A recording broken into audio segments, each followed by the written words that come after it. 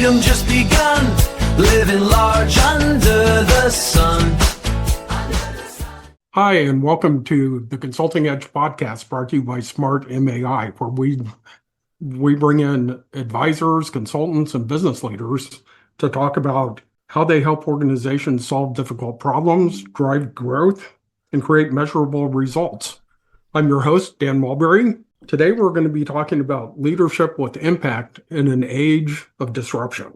I think it's relevant for all of us who work with senior leadership of companies or are senior leaders. Most organizations want high-performing teams, obviously. They want people who communicate openly, accept responsibility, collaborate across departments, adapt to change, and consistently deliver results. The reality looks really different in a lot of companies, if not most of them. Leaders are exhausted, communications break down, departments operate in silos. I could go on and on. Our guest today helps leaders and teams address those problems. We're pleased to welcome Spencer Horn, president of Altium Leadership, where he and his team work with executives and organizations to improve effectiveness, communication, culture, engagement, and team performance. His work includes executive coaching, leadership development, team diagnostics, corporate training, and keynote speaking. So, Spencer, welcome to the show, and thank you again for joining us. Thrilled to have you. Great to be with you, Dan. Thank you. Thank you for the introduction. You spent more than 3 decades in executive leadership, business development, coaching, and organizational performance. What experiences initially convinced you that leadership and team effectiveness would become the central focus of your career? Well, that's a good question, and it's something that I think was revealed to me over time. And I don't know that it just, hey, I want to be in leadership development. But as I progress through life, so much of my career, I think, it comes from serendipity. I wanted to go to work for the State Department. I wanted to take the Foreign Service exam and, work in foreign lands and that didn't work out. I went to Johns Hopkins to study at their School of Advanced International Studies, and I realized how much it cost to go to school on the East Coast, and then working for the government for very little money. And so I quickly transitioned out of that and said, I better go back to business school, but back home and ended up getting an economics degree. And it's just funny. But I tell you what happened is, out of college, after I got my master's degree, I had an incredible mentor. And that mentor, I think, I know had a huge impact on me personally, professionally. And I'm just writing my book. Will be out in September, and in great part it's dedicated to this individual and what he taught me and the principles that he taught me, which are leadership principles. And as I have progressed in my career since 2008, I have been actively working in developing leaders and teams throughout the world. And but it was that foundation of having an incredible mentor and leader that ultimately I look back on and said, that's where so much of my desire to be a better leader. My mother was a teacher. She was an incredible teacher. I love to teach.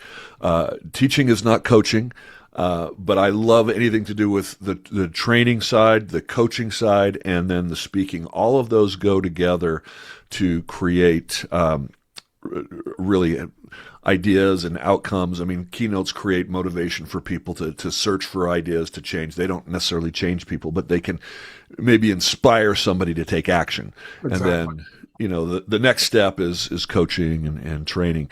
And so I do all of those together, and I'm very passionate about it. And I think all of the foundation of my life and career has kind of led me up into this moment. It wasn't just this one moment, but in 2008, I was recruited to work in a leadership training and development company, and so that really got the ball rolling. I was hired to do organizational development training, and then the recession hit, and their sales cut in half overnight. So I was forced into business development just to survive, and it was not a good time to find another job. So I'm selling leadership training, Dan, in the worst recession since the Great Depression, just to feed my family. And we kind of got used to eating over the previous years, and so we kind of wanted to continue that. And so I had to figure out how to feed our family, and that's been very useful to me. And I'm happy to talk more about that. But that's why I actually got into speaking, because speaking for me is a way to grow your client base. Yeah, exactly. Well, very cool. So also earlier in your career, you were a senior executive for a company that developed IMAX theater destinations. That's right. And that's working for this individual that I'm telling you about. Interesting. So what did operating in that environment teach you about leading through complexity, competing priorities, and high expectations? So much. I remember, this was about 30 years ago, right? I mean, I remember sitting across the table, and this was a moment that changed how I see leadership forever. And I'm sitting across from my mentor, name's Kelvin Cullimore. He's somebody I greatly admire and somebody I wanted to impress back then. And this is an individual that had the power to completely change my career. And he looked at me, Dan, and he said, Spencer, I believe in you, but right now you're not the leader that this company needs. And, I had just come out of college, and he hired me because of my potential for sure. But I don't know if you've ever had a moment like that where somebody sees your potential and then tells you you're not living up to it in that moment. But here's what he said. He said, yeah, you're right. Exactly. He says, hey, I'm going to give you 6 months to figure it out. And if you can't, then I'm going to have to make a change. And that really forced me to confront, a lot of questions about myself. And one of the biggest things that I noticed is that because of the relationship that I had with him, that difficult conversation was not, you can't talk to me that way, or I'm out of here. Mm-hmm. It was, I didn't want to let him down. It was, I want to stay. I love what I do, and this is a great opportunity, so I've got to figure it out. And so I just did everything that I could to learn and to grow and to understand the requirements of the position. And that, he relied on me. You talk about complexity. He was the CEO of 2 different companies, and I had the responsibility of the operations for this publicly traded company. And so I took that seriously, took that burden on to be able to help manage the shareholders and manage the employees effectively, and hire and fire and organize the theater, the planning of the shows, the negotiation of the films, and all that stuff. That was all part of what I was required to do. Budgets, financing. We were a publicly traded company, so we were growing new theaters, and so I was putting together business plans and prospectuses. And so I had to figure all of that out very, very quickly and go to banks and represent the company. And I just felt like a kid out of college with all this responsibility. And so he allowed me to do very important work as, a pretty green executive. And so that taught me, that he trusted me, but I also wanted to reward that trust with results. And so after the 6 months, he promoted me. And it was really, if I think about what enabled that transaction, that conversation to work with me, it was the trust I had in him, the relationship and the investment he made in me. Because if you don't have that connection or that relationship, having a conversation like that is probably not going to end well for the person who's receiving that type of feedback. But if you have the leadership ability to inspire people, to connect with people, to let them know they're important, then you have the authority to have tough conversations. You see, only 10% of teams around the world are high performing. There's a lot of data that backs that up, and some of it says even less. Yeah, Harvard Business Review did a study of 1,000 companies, and that was in January of 2024, and they said 8.7. Team Coaching International, of which I'm part of that company has been measuring this for 20 years, and their data is about 10%. Another company, Qualtrics, has a data point that says 4.7%. McKinsey, a little higher, 20% of their executives feel like their teams are high performing. Those are McKinsey companies, of course, that they're measuring. But so mostly most companies are failing. If there are 10 people listening right now, I'm sure there's more, only one of them is part of a high performing team. And that means there's a lot of opportunity for development, for growth, for leadership. We're leaving so much money on the table because of lack of engagement. And Kelvin showed me what a high-performing team can look like and feel like. It's fun. You achieve a lot. People like working with each other. There's this sense of camaraderie. We would really work hard for each other and create incredible outcomes that I was extremely proud of. It was wonderful to be part of a team like that. And it's a rare experience. Most people don't have, they have moments of high performance, right? That's right. But to sustain that for, year after year is quite rare.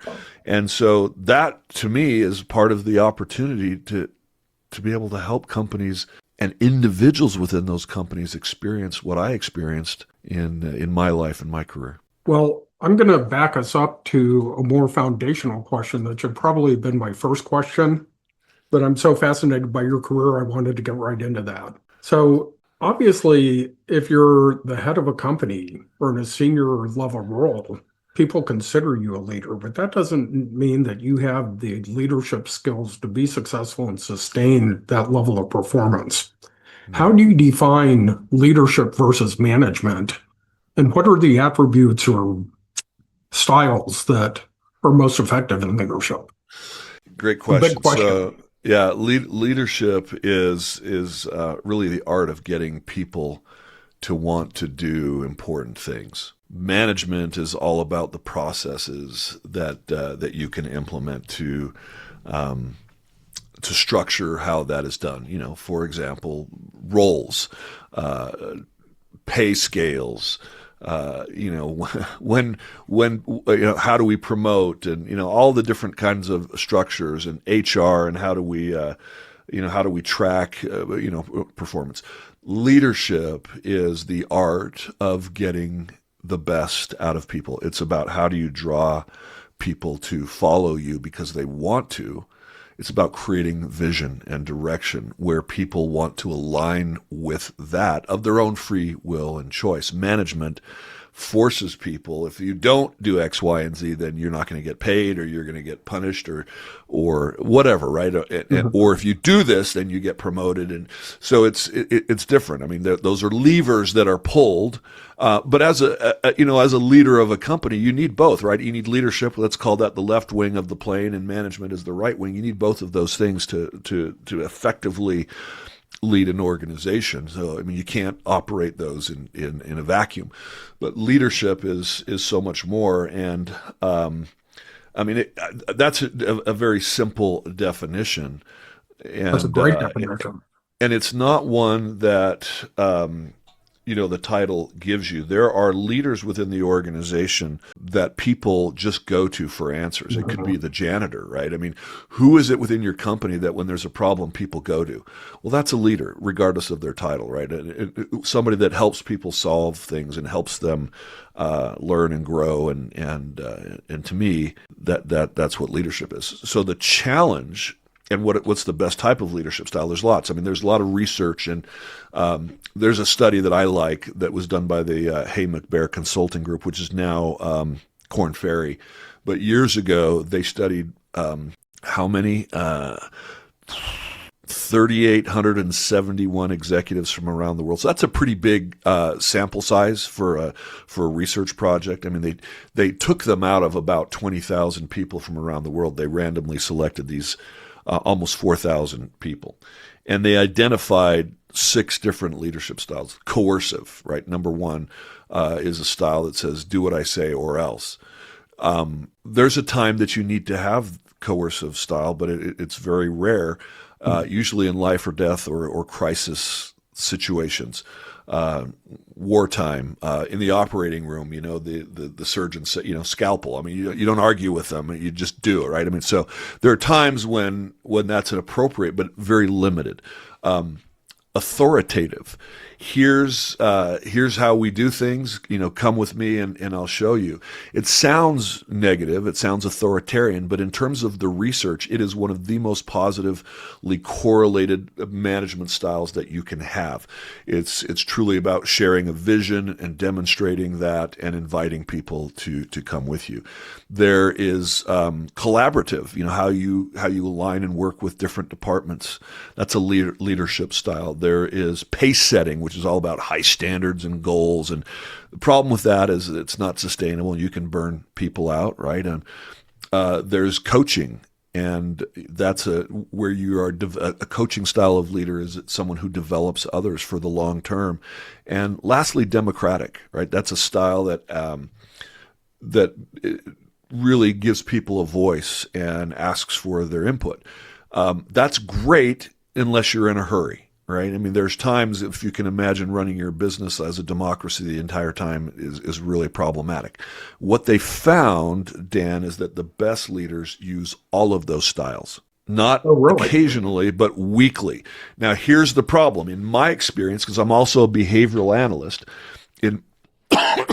excuse me, in my personal experience, most people are good at 3 or 4 of those. And it's usually related to their personality. Sure. Right? And they usually struggle with 2 or 3 of those styles. And so one of the pursuits of being an effective leader is to develop those leadership styles that you don't have. And that is a little contrarian to what a lot of the world says. Just follow up, just use your strengths, strengths finder. Now find your strengths, strengths as a leader. And the problem with that is if you are a leader that is very collaborative and democratic and good at coaching, well, what do you do when you need to challenge people and push through difficult things and crises? Sometimes you need to be assertive and you struggle with that.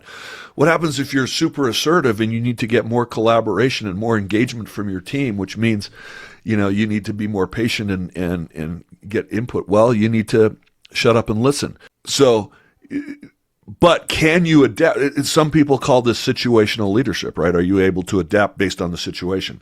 I like to look at it this way. If you're playing golf, if you're listening to this and you play golf, you have how many clubs are in a typical golf club set? Like 14? Something like that. I'm not a golfer, so. Well, I'm really not that either, but they have different purposes, right? I mean, the driver is very different than the putter. I mean, if the driver is coercive and the putter is, I don't know, let's call that coaching or collaborative. You can't power your way through putting, right? I mean, you can't use your putter to tee off. So the point is if you're really good at the driver and you suck at the putter, you're not going to win any championships as a golfer. You've got to be able to use the putter and so sometimes we have to practice those leadership strengths that are uncomfortable for us. And that's a doctrine that has not been very popular as of late. It's now all of a sudden, it's something I've been preaching a lot. It's all of a sudden it's been coming back to the fore. Even psychology today is saying, hey, we were maybe wrong of just focusing on your strengths. It's like dopamine rush, just do what comes easy and comfortable. But that does not serve a lot of leaders. And I'll say one more thing. I know I'm carrying on, but this is a big question. No, this is good. And when a leader is, who becomes the leader? A lot of times, there's probably entrepreneurs or, people who started a business or created an idea listening to this show. Well, you are the initiator of an idea. You are a doer. So you pursue your dreams and you start an organization. In the beginning, you're doing everything, right? And as you start to grow, you bring on other people, and it's in many cases very hard for doers to let go of doing and empower others to do. And many times they become the bottleneck of that organization because they are such great doers that they never learn how to be great leaders to get others to do. So that becomes a challenge for many leaders, is how do I transition from that initiator of the idea and to bring in other people that may be even smarter than me and that can make my business grow and get out of their way. That takes another type of leadership skill. And a humility that sometimes a lot of founders struggle with. Yeah, and I think we've all seen that a lot where people have genius ideas, start an organization, they're very successful getting it off the ground, but they're not the right person once that organization is established and growing to be the leader for it. So that's Exactly. an interesting dilemma. I'm going to jump ahead here. Since Smart MAI is an AI company and I have a vested interest in understanding how people are leveraging AI, what's working, what's not working. What I really want to ask you about is leadership in the age of AI and leadership during a time of change and uncertainty, which AI is certainly driving on its own, along with everything else that's going on with the economy. What are you seeing with AI in terms of how it's impacting how leaders operate, how leaders become better leaders, and what's working out there and what's not working? Well, there's a couple things that I'm seeing, and I mean I have been using AI to help sharpen my skills. I mean I'll talk about just some superficial ways that I use it. I use it in recording of my my coaching sessions, to evaluate my coaching sessions, to evaluate how I did in my coaching session. I use it to evaluate my keynotes. All right, I've trained it in my voice and in my content. I've taken some of the best, speakers out there and said, okay, here's their methodology. Now compare this against that. I record my speeches and then I have it review, and it tells me where I'm good and where I'm weak. So I personally use it as a coaching tool for me to monitor how I'm doing with my coaching, how I'm doing with my speaking. And I think that's very helpful. There are lots of leaders that are replacing executive coaches with AI, because you could just go to a, agentic coach and say, hey, I've got this problem. What do you suggest? Well, the problem is that you can't let AI make decisions for you. Right. You can certainly use it as a great resource to provide data and information, but you still have to verify and be careful with the choices that you make. And a leader truly has to own those choices. Don't defer to any AI ever. But some people are, and so coaching, executive coaching, is taking a little bit of a hit right now. But the great thing that I do is a lot of team coaching, and which is actually the fastest growing segment of coaching right now is systemic or team coaching. AI can't coach a team. Mm-hmm. And as of yet, it's not able to. And so that's a great skill that a coach can learn, is how do you become a systemic coach and not just an executive coach or a personal coach.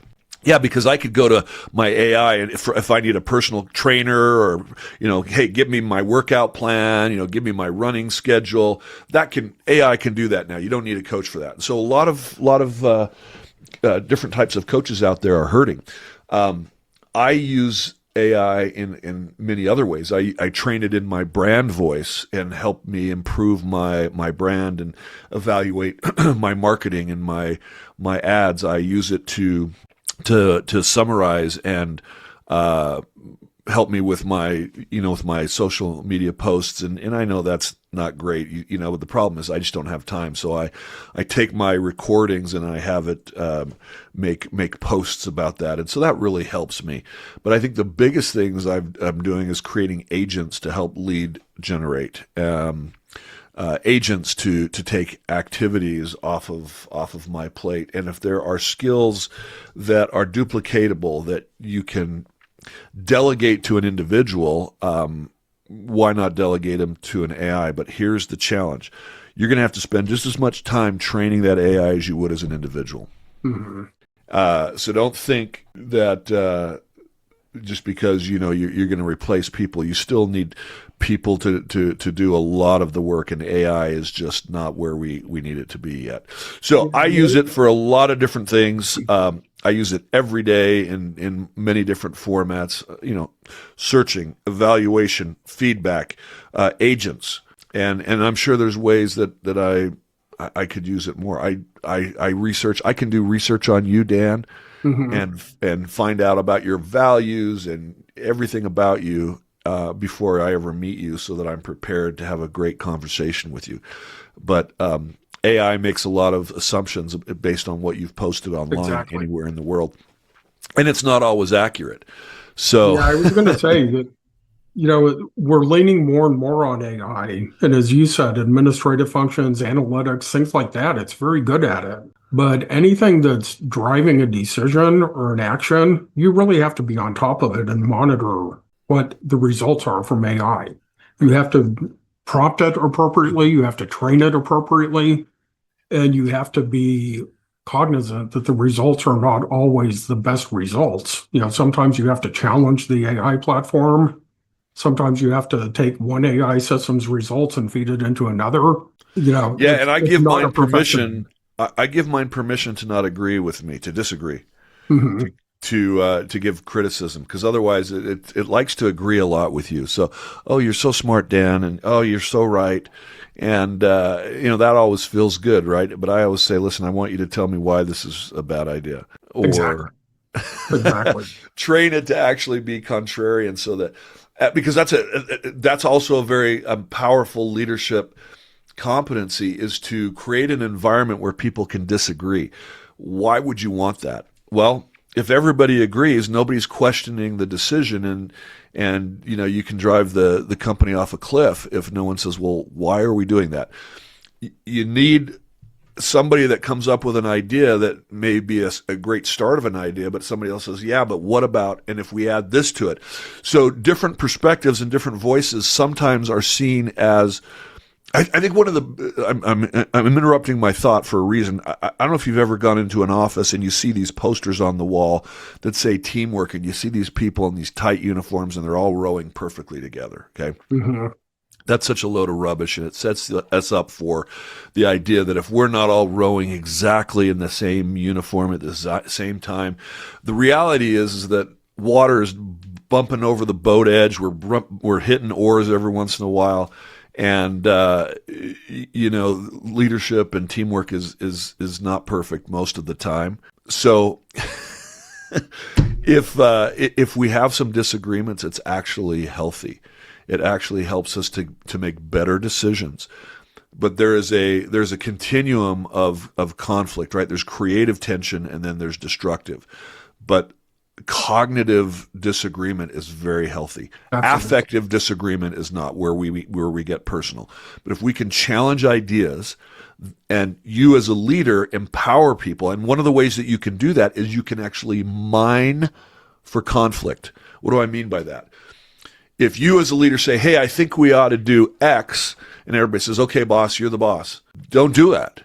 Instead, what you need to do is you need to say, I need people on this team to tell me why that's a bad idea. Let's discuss it. Let's have a debate. Tell me why my idea won't work. And then we can find potential holes in the idea. Exactly. And then prevent those and plan for those. That's anticipatory management, which is also something I learned from my great mentor, is to anticipate problems. And anyway. Yeah, and we've all seen plenty of examples of people in leadership positions that don't want to be challenged, and they don't want people to push back on their ideas, and that's because they have this idea that somehow that's not that's not alignment, or that's not trust, or that's disrespectful. Yeah, it's a problem. Exactly the opposite. It's the sign of a healthy team when you can have healthy debate. Correct. So let me ask you, in this age of AI and change, what leadership skills are becoming more valuable in your opinion? You touched on that a little bit in your answer to the prior question, but is it judgment, empathy, ethical reasoning? Yeah, I think all of that. I mean, I think curiosity is super important. Be curious and skeptical at the same time, right? I mean, we need to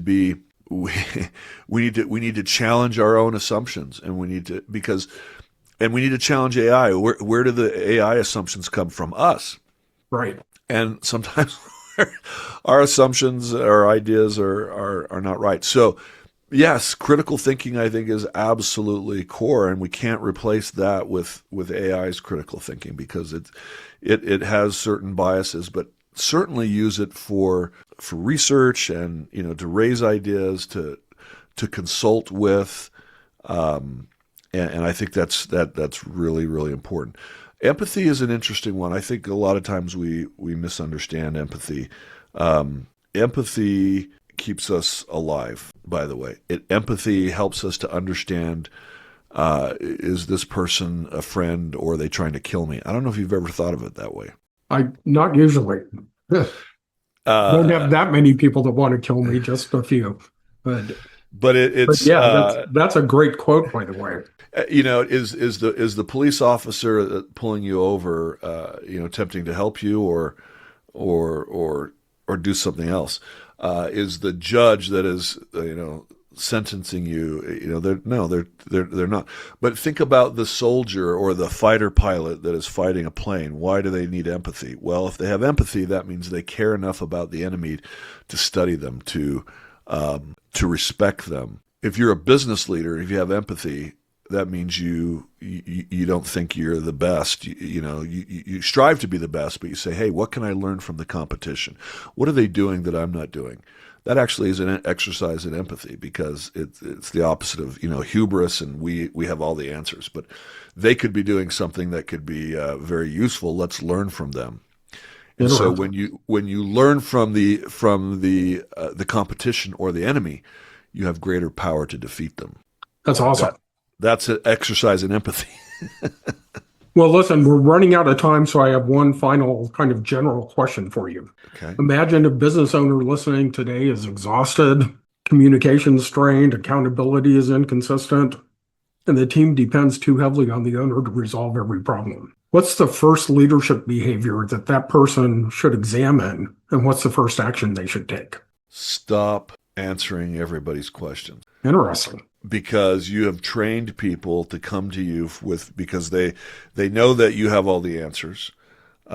You feel good because you're needed, because you are the expert. And so anytime someone comes to you because they want your approbation, they want your approval, they don't want to make mistakes or take the risks, start creating an environment where people are expected to come with their own ideas.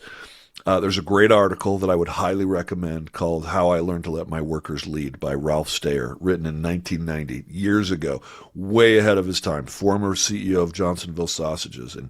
And when people would come to him, he would say, listen, I want to know what you think. And they're like, well, I don't know. Then go think about it and come back with your recommendations and we'll talk about that. But what ends up happening is if someone comes to you and says, hey, I need your help, and you say, well, why don't you think about it or noodle on it and then come back to me and tell me what you do? They figure it out on their own.